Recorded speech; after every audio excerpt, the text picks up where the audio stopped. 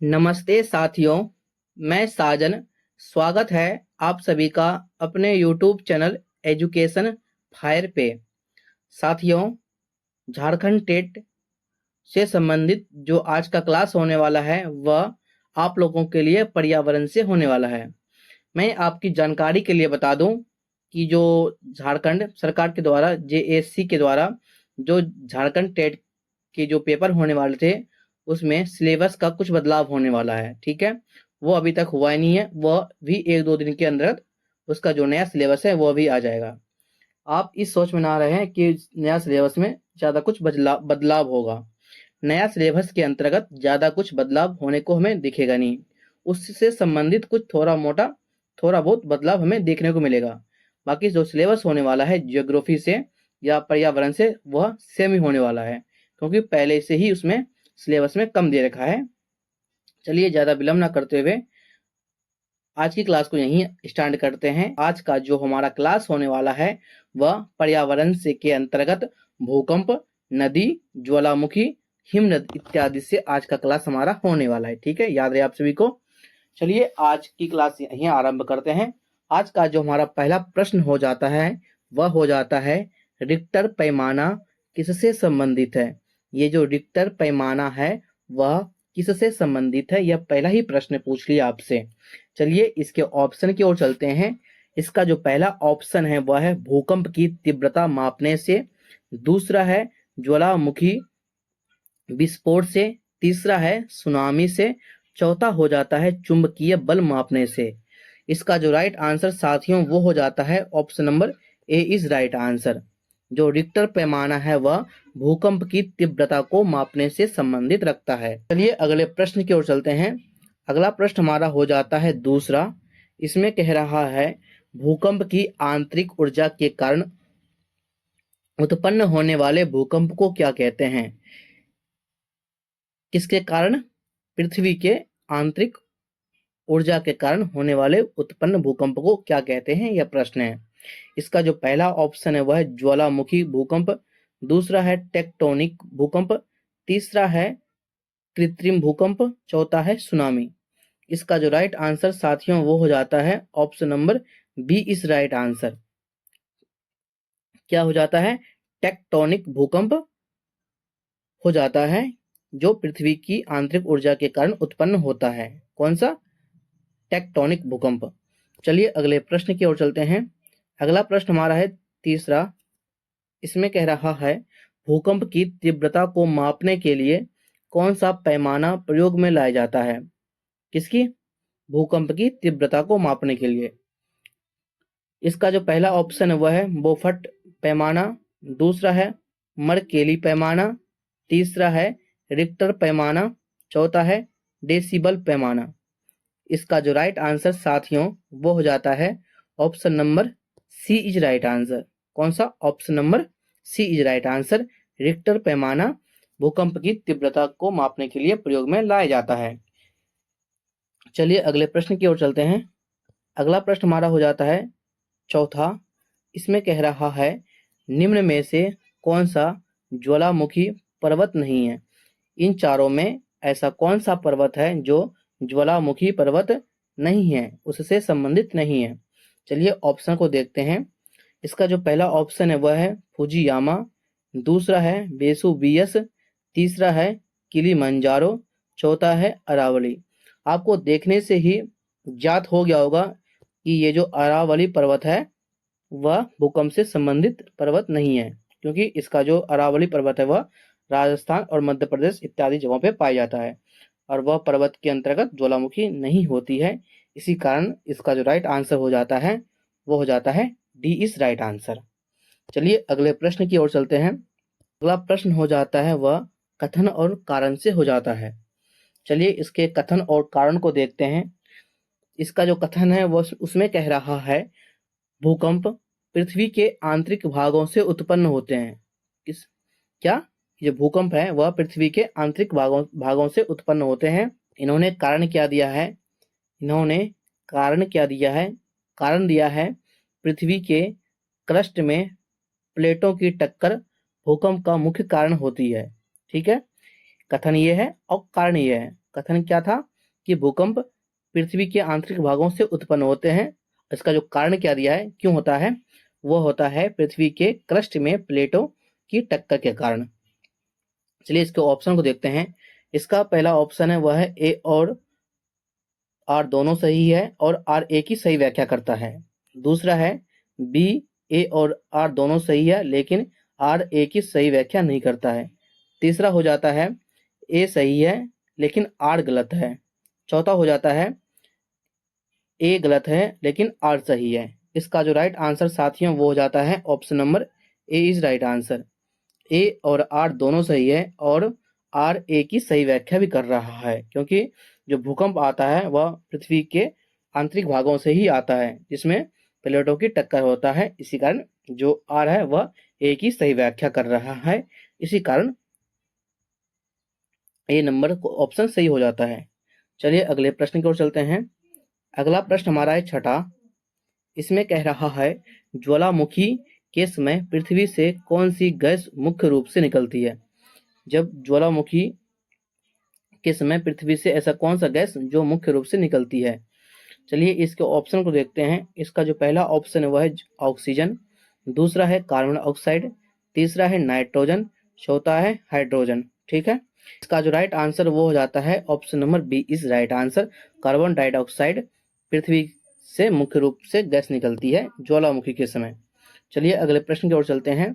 अगला प्रश्न हमारा है सातवां। इसमें कह रहा है स्ट्रेटोवोल्केनो किस प्रकार का ज्वालामुखी है।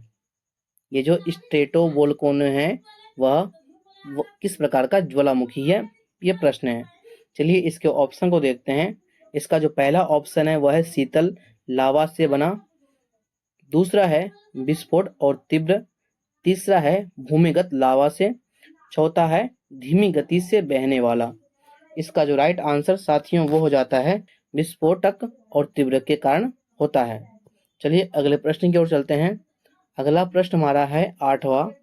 इसमें कह रहा है किस क्षेत्र को आग का घेरा कहा जाता है। ऐसा कौन सा क्षेत्र है जिसे आग का घेरा कहा जाता है, यह प्रश्न है। इसका जो पहला ऑप्शन वह है अटलांटिक महासागर, दूसरा है प्रशांत महासागर, तीसरा है भारतीय महासागर या हिंद महासागर, चौथा है अंटार्कटिक महासागर। इसका जो राइट आंसर साथियों वो हो जाता है option number B is right answer. ये जो प्रशांत महासागर है उसे ही आग का घेरा कहा जाता है। चलिए अगले प्रश्न की ओर चलते हैं। अगला प्रश्न हमारा है नौवां। इसमें कह रहा है कथन ज्वालामुखी विस्फोट के दौरान लावा निकलता है। जब ज्वालामुखी विस्फोट होता है उस समय लावा निकलता है, सही बात है। इसका जो कारण दे रहा है वह दे रहा है ज्वालामुखी विस्फोट पृथ्वी के आंतरिक हिस्सों में मैग्मा के उच्च दबाव के कारण होता है। ठीक है, चलिए इसके ऑप्शन को देखते हैं। इसका जो पहला ऑप्शन हो जाता है ए और आर दोनों सही है, आर ए की सही व्याख्या करता है। ठीक है, दूसरा है ए और आर दोनों सही है लेकिन जो आर है कारण है वह ए की सही व्याख्या नहीं कर रहा है। तीसरा है ए सही है लेकिन आर गलत है। चौथा हो जाता है वो है ए गलत है और आर सही है। इसका जो राइट आंसर साथियों वो हो जाता है option number A is right answer. A और आर दोनों सही है, आर ए की सही व्याख्या कर रहा है। जो ज्वालामुखी होता है वह विस्फोट के दौरान लावा निकलता ही है, आपको पता होगा, आपने पढ़ा भी होगा। इसका कारण क्या दिया इन्होंने, कारण दिया है ज्वालामुखी विस्फोट पृथ्वी के आंतरिक हिस्से में मैग्मा के उच्च दबाव के कारण ही ऐसा संभव हो पाता है, इसलिए ए नंबर ऑप्शन सही हो जाता है। चलिए अगले प्रश्न की ओर चलते हैं। अगला प्रश्न हमारा है 10वां। इसमें कह रहा है भूकंप के दौरान आने वाली तरंगों को क्या कहते हैं। जब भूकंप आता है उस दौरान जो तरंगे आती हैं उसको क्या कहते हैं।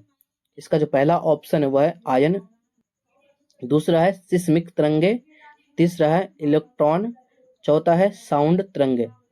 इसका जो राइट आंसर साथियों वो हो जाता है option number B is right answer. Seismic तरंगे भूकंप के दौरान आने वाली तरंगों को कहा जाता है। चलिए अगले प्रश्न की ओर चलते हैं। अगला प्रश्न हमारा है 11वां। इसमें कह रहा है वेसुवियस ज्वालामुखी कहाँ स्थित है? ये जो वेसुवियस ज्वालामुखी है वह कहाँ कहाँ पर स्थित है, यह प्रश्न है। इसका जो पहला ऑप्शन है वह है इटली, दूसरा है जापान, तीसरा है हवाई, चौथा है इथियोपिया। इसका जो राइट आंसर साथियों वो हो जाता है option number A is right answer. क्या हो जाता है? इटली में बेयू वेसुवियस वेसुवियस ज्वालामुखी पाया जाता है इटली में। चलिए अगले प्रश्न की ओर चलते हैं। अगला प्रश्न फिर कथन से आ गया है। कथन क्या दे रहा है 12वें में? ग्लेशियर द्वारा यू आकार की घाटियों का निर्माण होता है। किसके द्वारा? ये जो ग्लेशियर है उसके द्वारा यू आकार की घाटियों का निर्माण होता है। इसका कारण क्या दे रहा है इन्होंने? कह रहा है ग्लेशियरों द्वारा की गई कटाव प्रक्रिया तलहटी के लिए जिम्मेदार होती है। ठीक है, इसका जो राइट आंसर साथियों वो हो जाता है option number A is right answer. A और आर दोनों सही है और आर ए की सही व्याख्या भी करता है, क्योंकि जो ग्लेशियर है, ग्लेशियर के द्वारा यू आकार की घाटियों का निर्माण होता है। इसका जो कारण हो जाता है ग्लेशियरों द्वारा की गई कटाव प्रक्रिया तलहटी के लिए जिम्मेदार भी होती है। चलिए अगले प्रश्न की ओर चलते हैं। अगला प्रश्न हमारा है 13वां। इसमें कह रहा है पृथ्वी की सतह के नीचे ज्वालामुखी विस्फोट के कारण उत्पन्न उथल पुथल को क्या कहते हैं? जब पृथ्वी के नीचे सतह है वह उसमें जब ज्वालामुखी फटता है तो उसमें होने वाले उथल पुथल को क्या कहते हैं, यह प्रश्न है। चलिए इसके ऑप्शन को देखते हैं। इसका जो पहला ऑप्शन वह है टेक्टोनिक शिफ्ट, दूसरा है सिस्मिक शॉक, तीसरा है इंस्ट्रा सिस्मिक वेव, चौथा हो जाता है मैग्मा प्रवाह। इसका जो राइट आंसर साथियों वो हो जाता है option number D is right answer. Magma प्रवाह हो जाता है जब पृथ्वी के जब पृथ्वी के सतह के नीचे ज्वालामुखी फूटता है, उस फूटे हुए उथल पुथल को मैग्मा प्रवाह कहते हैं। चलिए अगले प्रश्न की ओर चलते हैं। अगले प्रश्न में कह रहा है नदी द्वारा निर्मित भी आकार की घाटियां किस प्रक्रिया से बनती है? ऐसी कौन सी प्रक्रिया है जिसके कारण भी आकार की आकृतियां नदी द्वारा निर्मित होती है? चलिए इसके ऑप्शन को देखते हैं। इसका जो पहला ऑप्शन है वह है अपर्दन, दूसरा है निक्षेपण, तीसरा है अपक्षय, चौथा है विस्फोट। इसका जो राइट आंसर साथियों वो हो जाता है option number A is right answer. अपर्दन के कारण भी आकार की घाटियों का निर्माण होता है। चलिए अगले प्रश्न की ओर चलते हैं। अगला प्रश्न हमारा है 15वां। इसमें कह रहा है डेल्टा का निर्माण किसके द्वारा होता है? ये जो डेल्टा है उसका निर्माण किसके द्वारा होता है, यह प्रश्न है। इसका जो पहला ऑप्शन है वह है ज्वालामुखी, दूसरा है हिमानी, तीसरा है नदी, चौथा है चट्टान। इसका जो राइट आंसर साथियों वो हो जाता है option number C is right answer. क्या हो जाता है? Option number C is right answer. नदी के कारण होता है डेल्टा का निर्माण। चलिए अगले प्रश्न की ओर चलते हैं। अगला प्रश्न फिर कथन और कारण से आ गया है। चलिए देखते हैं कथन क्या है। पृथ्वी पर समुद्री प्लेटों की गति भूकंप के कारण बनाती है। क्या है प्रश्न? जो पृथ्वी पर समुद्री प्लेट की गति है वह भूकंप के कारण बनती है। इसका कारण क्या दिया इन्होंने? इसका जो कारण दिया इन्होंने, समुद्री प्लेटों के खिसकने से सुनामी भी उत्पन्न हो सकती है। इसका जो राइट आंसर साथियों वो हो जाता है option number A is right answer. A और आर दोनों सही है और आर ए की सही व्याख्या भी कर रहा है, क्योंकि जो कथन है वह कह रहा है पृथ्वी पर समुद्री प्लेटों की गति भूकंप का कारण बनाती है। बिल्कुल सही है। इसका कारण इन्होंने क्या दिया है? इसका जो कारण दिया इन्होंने वह दिया है समुद्री प्लेटों के खिसकने से सुनामी भी उत्पन्न हो सकती है। सही बात है, इसलिए ए इज राइट आंसर हो जाता है। मैं आपको बार बार बता रहा हूँ यह जितने भी प्रश्न है वह परीक्षा की दृष्टि से मोस्ट इम्पोर्टेंट हो जाता है। चलिए अगले प्रश्न की ओर चलते हैं। अगला प्रश्न हमारा है 17वां। इसमें कह रहा है नदी द्वारा बनाई गई दरार को क्या कहता है? जो नदी द्वारा बनाई गई दरार होते हैं उसको क्या कहते हैं, यह प्रश्न है। पहला ऑप्शन है घाटी, दूसरा है जलप्रपात, तीसरा है शिखर, चौथा है किनारा। इसका जो राइट आंसर साथियों वो हो जाता है option number A is right answer. घाटियां इसे कहते हैं। चलिए अगले प्रश्न की ओर चलते हैं। अगला प्रश्न हमारा है 18वां। इसमें कह रहा है नदी का सबसे निचला हिस्सा जिसे ज्वार प्रभावित करता है वह क्या कहलाता है, यह प्रश्न है। इसके ऑप्शन में है देखिए, बेसिन, दूसरा है डेल्टा, तीसरा है मुहाना, चौथा है प्लावित मैदान। इसका जो राइट आंसर साथियों वो हो जाता है option number C is right answer. नदी का सबसे निचला हिस्सा जिससे ज्वार प्रभावित करता है उसे मुहाना कहते हैं। चलिए अगले प्रश्न की ओर चलते हैं। अगला प्रश्न फिर आ गया हमारा कथन से संबंधित। इसमें देखते हैं कथन क्या है। कथन इसमें कह रहा है ग्लेशियर बर्फ के विशाल खंड होते हैं। ये जो ग्लेशियर होता है वह बर्फ के विशाल खंड होते हैं जो पृथ्वी की सतह पर धीरे धीरे आगे बढ़ते हैं। इसका कारण क्या है? इन्होंने कारण दिया है ग्लेशियरों की गति उनके नीचे के जल के जमाव से होती है। बिल्कुल सही बात है। इसलिए इसका जो राइट आंसर हो जाता है वो हो जाता है option number A is right answer. ठीक है, जो इसलिए इसका राइट आंसर ए हो जाता है क्योंकि ए और आर दोनों सही है और जो आर है वह ए की सही व्याख्या भी कर रहा है। क्योंकि जो ग्लेशियर होता है वह बर्फ का विशाल खंड होता है जो पृथ्वी के सतह पर धीरे धीरे आगे बढ़ता है। ये बात हमें भी पता है। इसका कारण क्या दिया इन्होंने? कारण दिया है ग्लेशियरों की गति उनके नीचे के जल के जमाव के कारण होती है। बिल्कुल बात सही है। इसलिए इसका जो राइट आंसर हो जाता है वह ऑप्शन नंबर ए इस राइट आंसर हो जाता है। चलिए अगले प्रश्न की ओर चलते हैं। अगला प्रश्न हमारा है 20वां। इसमें कह रहा है नदी के किनारे बनी टेढ़ी मेढ़ी संरचना को क्या कहते हैं? जो नदी के किनारे बनी होती है टेढ़ी मेढ़ी संरचना उसे क्या कहते हैं, यह प्रश्न है। उसका जो पहला ऑप्शन है वह है मिंडर, दूसरा है मोरेन, तीसरा है टर्मिनस, चौथा है बेजिन। इसका जो राइट आंसर साथियों वो हो जाता है option number A is right answer. मिंडर के नाम से यह संरचना को जाना जाता है जो टेढ़ी मेढ़ी संरचना होती है नदी के किनारे पर। चलिए अगले प्रश्न की ओर चलते हैं। अगला प्रश्न हमारा है 21वां। इसमें कह रहा है जो प्लावित मैदान का निर्माण किसके कारण होता है? ये जो प्लावित मैदान है उसका निर्माण किसके कारण से होता है, यह प्रश्न है। इसका जो पहला ऑप्शन है वह है ज्वालामुखी, दूसरा है भूकंप, तीसरा है नदी के निक्षेपण क्रिया, चौथा है वायुमंडलीय दबाव। इसका जो राइट आंसर वह हो जाता है option number C is right answer. नदी की निक्षेपण क्रिया को के कारण प्लावित मैदान का निर्माण होता है। ठीक है, चलिए अगले प्रश्न की ओर चलते हैं। अगला प्रश्न फिर कथन और कारण से आ गया है। इसमें कथन दे रहा है नदियों के द्वारा बाढ़ के मैदानों का निर्माण होता है।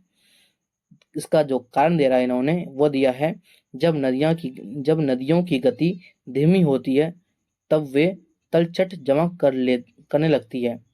जो वहाँ के आसपास मिट्टी इत्यादि होते हैं उनको जमा कर लेते हैं। ठीक है, इसी कारण से इसका जो ऑप्शन सही हो जाता है वह ऑप्शन नंबर ए ही सही राइट हो जाता है। ए और आर दोनों सही है और आर ए की भी सही व्याख्या भी कर रहा है। ठीक है, चलिए अगले प्रश्न की ओर चलते हैं। अगला प्रश्न हमारा है 23वां। इसमें कह रहा है नदियों द्वारा समय समय पर किनारों पर जमा होने वाली मिट्टी को क्या कहते हैं?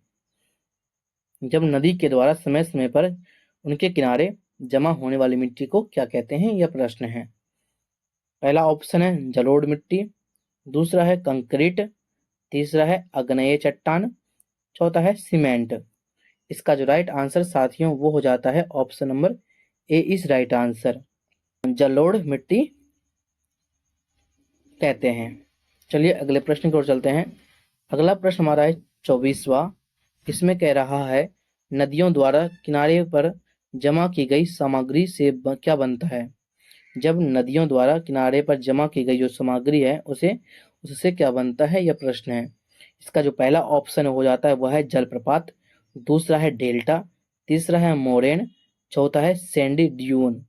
इसका जो राइट आंसर साथियों वो हो जाता है option number B is right answer. Delta का निर्माण होता है जमा की गई सामग्रियों से। चलिए अगले प्रश्न की ओर चलते हैं। अगला प्रश्न हमारा है 25वां। इसमें कह रहा है घुमावदार नदी धाराओं के बीच की धारा को क्या कहते हैं? जो घुमावदार नदी की धारा होती है उसके बीच की धारा को क्या कहते हैं, यह प्रश्न है। इसके जो पहला ऑप्शन है वह है गलियारा, दूसरा है सिंक्लाइन, तीसरा है एंटीक्लाइन, चौथा है ट्रिब्यूटरी। इसका जो राइट आंसर साथियों वो हो जाता है option number D is right answer. Tributary बीच की धारा को कहते हैं। ठीक है, याद रहे आप सभी को। ये जितने भी प्रश्न आपको मैं करवा रहा हूँ वह परीक्षा की दृष्टि से मोस्ट इम्पॉर्टेंट हो जाते हैं। आपको यहाँ से एक ना एक प्रश्न जरूर देखने को मिलेगा। चलिए अगले प्रश्न की ओर चलते हैं। अगला प्रश्न हमारा है 26वां। ये भी कथन और कारण से है। इसमें जो कथन दिया है वह है पर्वतीय क्षेत्रों में बहने वाली नदियां अधिक उथली होती है। इसका कारण क्या है? पर्वतीय क्षेत्रों में ढाल अधिक होने के कारण नदियों का पानी तेजी से बहता है। ठीक है, इसका जो राइट आंसर साथियों वो हो जाता है option number A is right answer. A और आर दोनों सही है और आर ए की सही व्याख्या भी कर रहा है। इसी कारण से होता है कि जो पर्वतीय क्षेत्रों में बहने वाली नदी होता है वह अधिक उथली इसलिए होती है क्योंकि इसका जो कारण होता है वह होता है अधिक ढाल होने के कारण वहां से पानी तेज गति से बहता है। चलिए अगले प्रश्न की ओर चलते हैं। अगला प्रश्न हमारा है 27वां। इसमें कह रहा है नदी की धाराओं से बनी प्राचीन धारा का प्रत्यक्त भाग क्या कहलाता है? चलिए इसको ऑप्शन को देखते हैं। इसका जो पहला ऑप्शन है वह है आक्सोबो झील, दूसरा है मेंढर, तीसरा है डेल्टा, चौथा है एस्कर। इसका जो राइट आंसर साथियों वो हो जाता है option number A is right answer. Oxbow झील कहलाता है। चलिए अगले प्रश्न की ओर चलते हैं। अगला प्रश्न हमारा है 28वां। फिर कथन और कारण से आ गया है। इसमें कथन क्या दे रहा है? नदियों के द्वारा घाटियों और जलप्रपातों का निर्माण होता है। सही बात है। क्या है? नदियों के द्वारा घाटियों और जलप्रपात का निर्माण होता है। इसका कारण क्या दिया इन्होंने? नदियों द्वारा चट्टानों का क्षरण कर घाटियों और जलप्रपात का निर्माण होता है। बिल्कुल बात सही है, इसलिए इसका भी option number A is right answer हो जाता है। ए और आर दोनों सही है और आर ए की सही व्याख्या भी कर रहा है। चलिए अगले प्रश्न की ओर चलते हैं। अगला प्रश्न हमारा है 29वां। इसमें कह रहा है ग्लेशियर द्वारा छोड़ी गई चट्टानी सामग्री को क्या कहते हैं? इसका जो पहला ऑप्शन है वह है मोरेन, दूसरा है बेसिन, तीसरा है आइसबर्ग, चौथा है सेंट। इसका जो राइट आंसर साथियों वो हो जाता है option number A is right answer. इसे मोरेन कहते हैं, जो जिसे ग्लेशियर द्वारा छोड़ी गई चट्टान की सामग्री को कहते हैं। चलिए अगले प्रश्न की ओर चलते हैं। अगला प्रश्न हमारा हो जाता है 30वां। इसमें कह रहा है यू आकार की घाटी का निर्माण किसके द्वारा होता है? कौन सी आकार की? यू आकार की घाटी का निर्माण किसके द्वारा होता है? इसका जो पहला ऑप्शन है वह है नदी, दूसरा है ग्लेशियर, तीसरा है भूकंप, चौथा है वायुमंडल। इसका जो राइट आंसर साथियों वो हो जाता है option number B is right answer. Glacier के द्वारा वह यू आकार की घाटियों का निर्माण होता है। चलिए अगले प्रश्न की ओर चलते हैं। अगला प्रश्न हमारा है 31। उसमें कह रहा है ग्लेशियर के पिघलने के बाद बची जल संरचना को क्या कहते हैं? जो बच गई बाद में जल संरचना उसको क्या कहते हैं, यह प्रश्न है। चलिए इसके ऑप्शन को देखते हैं। इसका जो पहला ऑप्शन है वह है केटल झील, दूसरा है आक्सबो झील, तीसरा है प्लावित मैदान, चौथा है मेंढर। इसका जो राइट आंसर साथियों वो हो जाता है option number A is right answer. केटक झील इसको कहते हैं। चलिए अगले प्रश्न की ओर चलते हैं। अगला प्रश्न हमारा हो जाता है 32वां। इसमें कह रहा है कथन कि ए ज्वालामुखी क्षेत्रों में पृथ्वी की सतह पर अवसादन की प्रक्रिया होती है। बिल्कुल बात सही है, होती है भाई। कारण क्या दिया इन्होंने? कारण दिया है ज्वालामुखी विस्फोट से उत्पन्न राख और लावा धीरे धीरे ठंडे होकर कठोर हो जाते हैं और नई भूमि का निर्माण करते हैं। बिल्कुल सही बात है, ए और आर दोनों सही है और आर ए की सही व्याख्या भी कर रहा है। चलिए अगले प्रश्न की ओर चलते हैं। अगला प्रश्न हमारा है 33वां। इसमें कह रहा है ग्लेशियर से निकलने वाली जल धारा को क्या कहते हैं। जो ग्लेशियर से निकलने वाली जल धारा होता है उसको क्या कहते हैं, यह प्रश्न है। इसका जो पहला ऑप्शन है वह है ट्रिब्यूटरी, दूसरा है अल्पाइन स्ट्रीम, तीसरा है ग्लेशियल स्ट्रीम, चौथा है झरना।